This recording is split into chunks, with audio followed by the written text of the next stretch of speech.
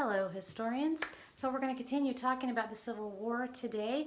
First, we're going to talk about some of the causes that led up to the beginning of the Civil War. Then we're going to talk about 5 important battles of the Civil War.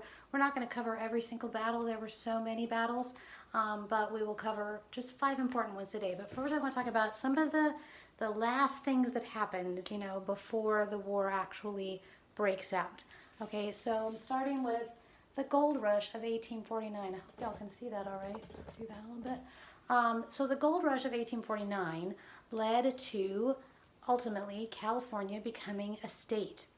And it became a free state. Because California became a free state, that kind of upset the balance of free versus slave states in the country. So it leads to this legislation called the Compromise of 1850.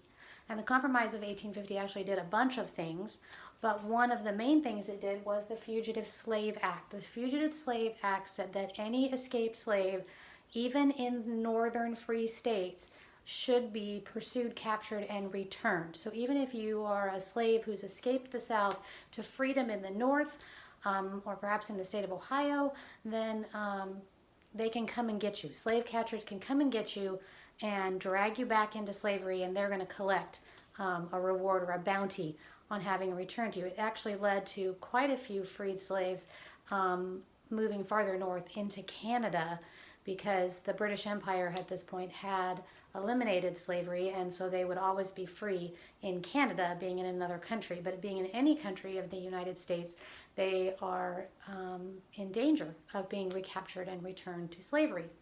So it's very, very controversial, as you can imagine. So another thing that happened during this period of time is we get a break in political parties, to the point where we end up with a Republican and a Democratic Party, just like we have now. Our 2 major parties are the Republican and the Democratic parties. There are some minor parties, like the Libertarian Party, but these are our 2 major parties. A lot of people say we shouldn't have parties, or we shouldn't have 2 parties, and people have said that since before the writing of the Constitution, actually, and yet it always has fallen this way, that we've always had 2 parties, much the same Great Britain has always had 2 parties as well. They have a different political system, they have a parliamentary system, different from ours, but still they have 2 parties that compete against each other. The system just seems to lend to that. So we get this reorganization of political parties into the Republican Party and the Democratic Party. And at this period in history, the Republican Party is Lincoln's party. It's the party of Lincoln, and it is also the anti-slavery party, because Lincoln is an anti-slavery president. And the Democratic Party centered mostly in the South, and they are pro-slavery. Okay, obviously these are completely different today than they were now, than they were then. They don't line up this way at all. We don't have slavery anymore. But, when we say liberal or conservative, or, these kind of titles switch around. It's not a government class, so we're not going to spend a lot of time on that. I just want you to see this is what's happening in terms of what's leading us to this, this idea of the free state, a new free state, and makes people mad. So we get this Compromise of 1850 to try to smooth things over and keep this slave state, free state balance. And we see this breaking up into these 2 parties, which are the modern parties that we still have in our country, although they were quite different then than they are now. So the other thing we want to talk about is the generals of the Civil War, the head generals of the Civil War. So I think most of us know that Robert E. Lee was the head general of the Confederate States. Okay, he was originally the head general of the Army of Northern Virginia. And all through the Civil War, the actual part of the army that he led was called the Army of Northern Virginia. So how did Robert E. Lee become the head of the Confederate Army? Because Lee himself was opposed to slavery. He had married a woman who had some slaves, but he himself didn't really believe in slavery. And so what President Lincoln actually came to Lee and said, "Will you be the head of my army?" recognizing him as the greatest military man in the country at that time. In fact, he graduated West Point at the top of his class without ever earning a single demerit, not one black mark on his record. And so he would be the man. You know, he is an American general in the U.S. Army, and the best one that Lincoln has. So he says, please come and lead my army. And Robert E. Lee, recognizing that Virginia, his home state, or what he calls his home country, is be part of the Confederacy. And he tells Lincoln, I cannot take up arms against my country, Virginia. And he turns down the job and ends up becoming the general of the Confederate States of America with his army of Northern Virginia. Now, Lincoln then struggles to find a great general like Lee to lead his army, and he doesn't have an easy time finding a great general. He starts with General Winfield Scott, who was a great hero of the Mexican War. And he was a great general, but he's quite old now and not really fitted for the job. So the next, he picks another presumably great general, gets a lot of accolades, General George McClellan. The thing with George McClellan is, in the field, he doesn't really perform the way Lincoln expects a general to perform, which is to be aggressive, to move forward, to fight battles and move on to the next battle. McClellan pauses a lot. McClellan sits a lot. He waits a lot.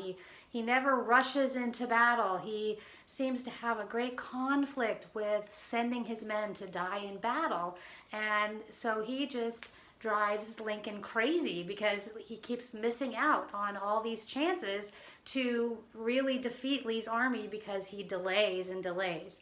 So he finally gets rid of McClellan, and he appoints a general named Henry Halleck to the job, who, again, he's really not the greatest general. He's not up for the job. And then a very unusual choice comes to the fore. And Ulysses S. Grant has never succeeded in anything in his life except maybe his marriage. He grew up in Illinois, and he had a shop there that failed, and every job he had, he either failed at it or he got fired from it. He drank a lot when he was bored. He never drank when his army was fighting or was getting ready to fight. He only drank when he had nothing to do, when he was bored or when there was just nothing going on. But it turned out that Ulysses S. Grant, or U.S. Grant as they called him, would be the savior of the Union in terms of winning battles that he needed to win. He did drink in between battles. When he had to sit and wait around, he would drink, but when it was time for battle, he was excellent at what he did. He was a great general and ultimately would lead to the United States, the Union Army defeating the Confederate Army after lots of generals and lots of years of fighting the war. So the other thing I want to talk about are these 5 battles, 5 important battles. I don't expect you to know every battle, and I had you look at some in your homework this week, but I just want to talk about 5 significant Civil War battles that should be at least familiar to you as someone with knowledge of American history. So the Civil War lasted for 4 years, and it was the bloodiest war in American history. More than 50 battles were fought on American soil. So here are 5 of the most significant. The first Battle of Bull Run, or it's also called the Battle of Manassas, because the Union and the Confederacy sometimes named the battles differently. Often the Union would name the battle after a landmark, like in this case, Bull Run is a creek.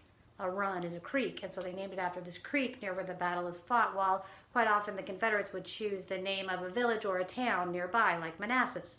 So this was the first major land battle of the Civil War, and sorry, get my stand in the way.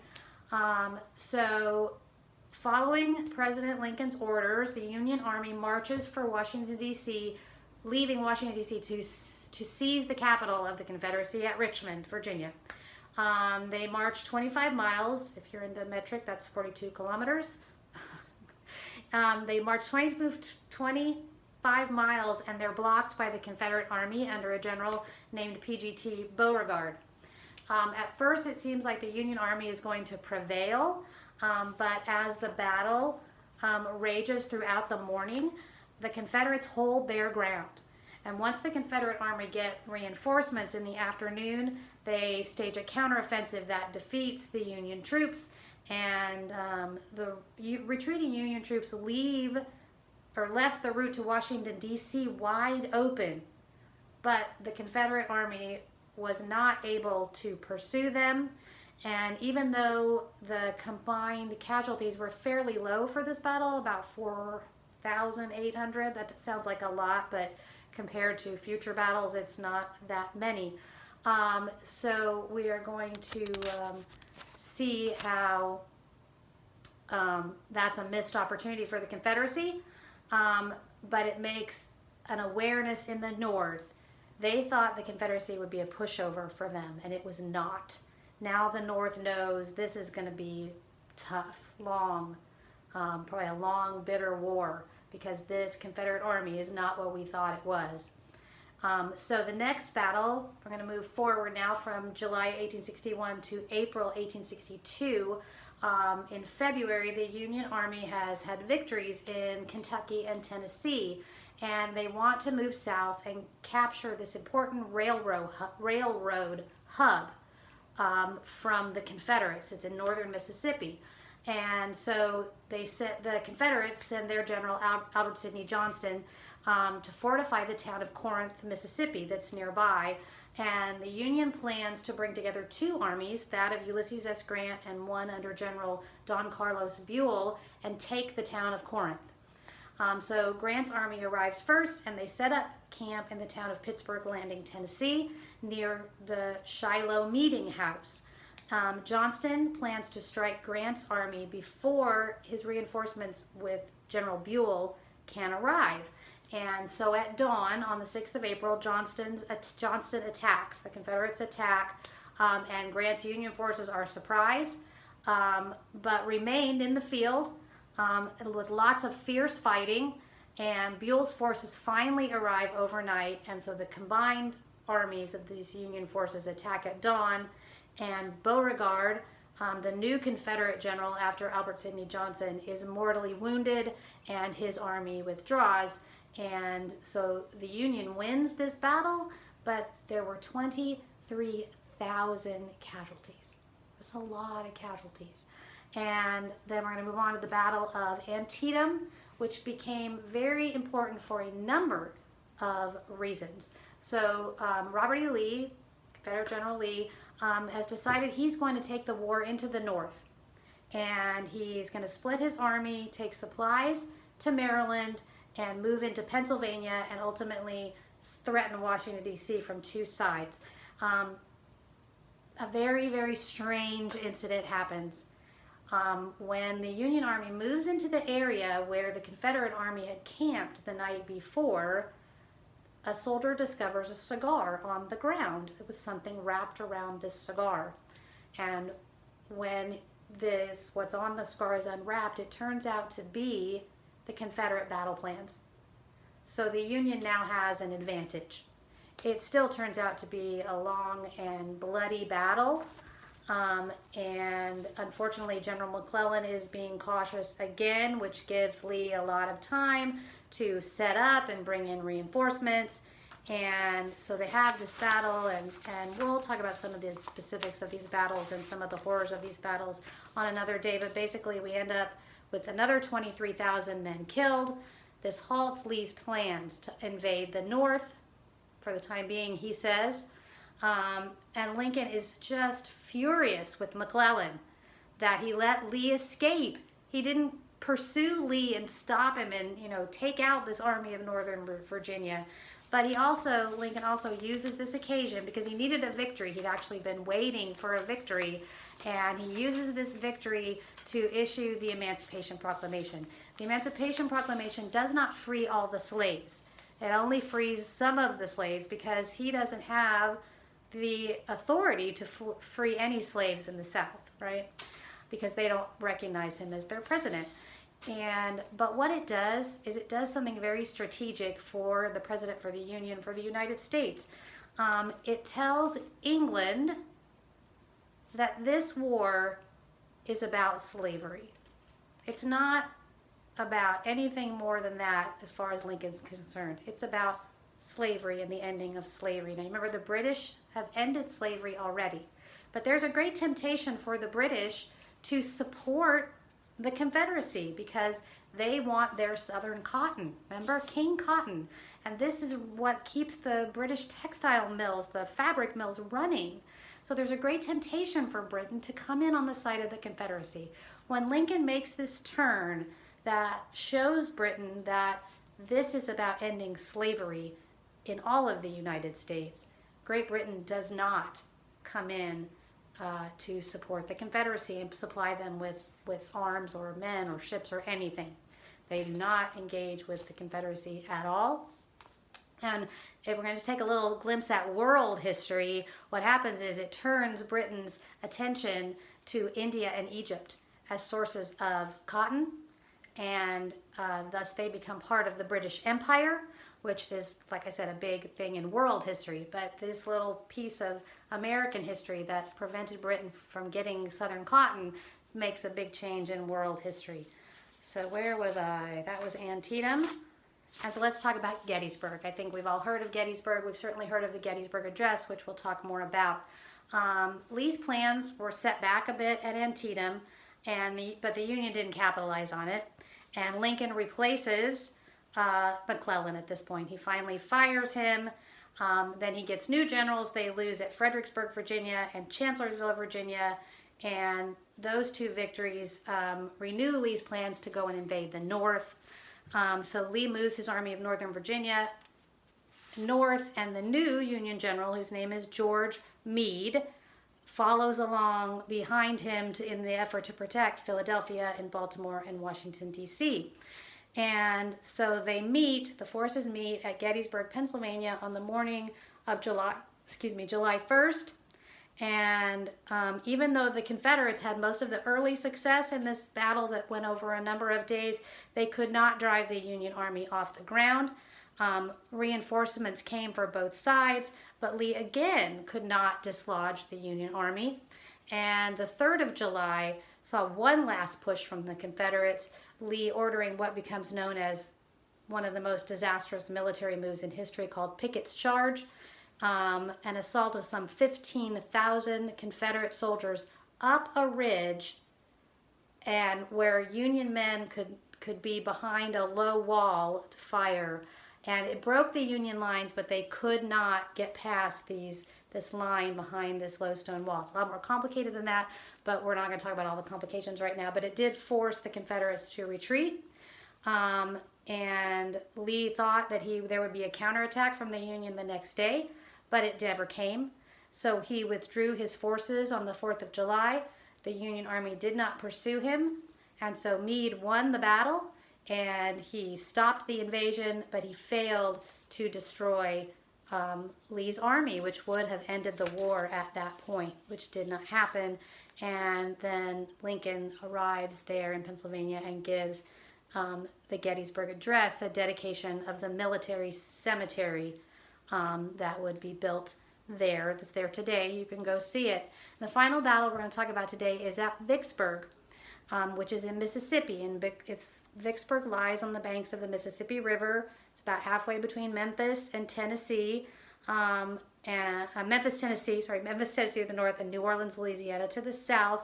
And capturing it would give control of the whole Mississippi River to the Union Army, to the United States. Remember, the Mississippi River is the #1 highway for trade, so it's a very important target. But the city of Vicksburg is on a bluff overlooking the river, and it's heavily defended. There's trenches and gun batteries, and all of the Confederate Army under a general named John Pemberton. In May, Ulysses S. Grant leads his army to the west side of Mississippi past Vicksburg, then crosses over and leads his troops back up to the north to start a siege against the city, to lay siege to the city of Vicksburg. And so by mid-June, 6 weeks later, the Confederates start running out of supplies, and Pemberton finally has to surrender just because this problem of supplies.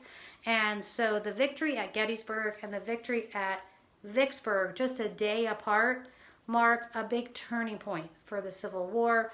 And they also ensure that none of the European powers are going to recognize the Confederacy as a sovereign nation separate from the U.S. and withhold much of their support. So, one more thing to talk about today. We talked a little bit about it before, and that is technology. You are going to see another video today that has to do with death in the Civil War and casualties in the Civil War. The Civil War led to so much death and so many amputations. The numbers are shocking. That's why I had you look in your homework at these casualty numbers that were so high. And you're like, why was the Civil War just so full of carnage? And the reason has to do with technology not matching war tactics. Okay, war is still being fought in what's called the Napoleonic style. The way Napoleon fought battles, which is your men line up in long lines, facing each other across a battlefield. They all march up and they fire on command, and they fire at each other with their muskets. And that's going to be the difference in the Civil War, because you can't really aim a musket well because it has a smooth tube that does not allow you to really know where your musket ball, which in the Civil War they're going to become mini balls, is going to go. So you miss as much as you hit. You miss more than you hit, quite a bit more. But now we have this new technology called rifling. And if you think of the tube of a long gun, you think inside the tube there's like a spiral groove that's put inside that tube. That spiral groove makes the mini ball and eventually the bullet that goes in there fly straight. It doesn't just go off in a different direction like a musket ball does. And now you can aim accurately. So you still have this old-fashioned style of war, facing each other in the field, firing at each other, but now you have new technology where you can actually hit what you're aiming for. And it leads to massive amounts of death, massive amounts of men losing limbs because they're shot. It's just horrible. And so the world will not really learn the lesson of this technology and this old-fashioned warfare style until World War I. But it is the reason that there are so many casualties in the Civil War. And the massive number of casualties actually impacts literature and writing and thought during this period of history as people think about what is the value of humanity that we, waste it. We throw it away on the battlefield. And the other thing it does, the reason that Lincoln is at Gettysburg that day is not to give the Gettysburg Address, which of course is the speech he gives that day, but it's to dedicate this new national cemetery. And this is a new change in America where land is having to be set aside for cemeteries. It used to be most people were just buried in the local churchyard. And there was plenty of room, and now there's just hundreds of thousands of deaths, and so they actually have to set aside land to bury the dead. Of course, during the war, they just bury them as quickly as they can in trenches, and it was very difficult for soldiers to know that they were not giving their fallen comrades a good burial, that rain and wild animals would impact their graves because they couldn't take the time to really bury them well. Because there were so many of them, they had to be buried in trenches. And so that makes a change in the way America thinks about death and life and cemeteries and how we fight wars. And so that's it for this video, and hopefully I'll get to see you soon. All right, that's it. Bye for now.